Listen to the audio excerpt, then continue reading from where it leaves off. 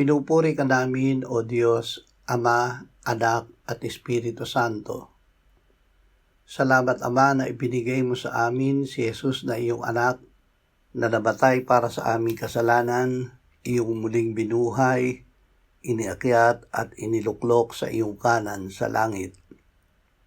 Salamat na ibinigay mo sa amin ang iyong banal na Espiritu, at sa pamamagitan niya ay ibinuhos mo ang iyong pag-ibig sa aming puso. Ama, ikaw ay mahabagin at mapagpatawad. Ibigay mo sa amin ang biyaya na tunay na aminin at ipahayag ang aming kasalanan. Sa pananalig na ito ay patatawarin at lubos na aalisin mo sa amin. Amen.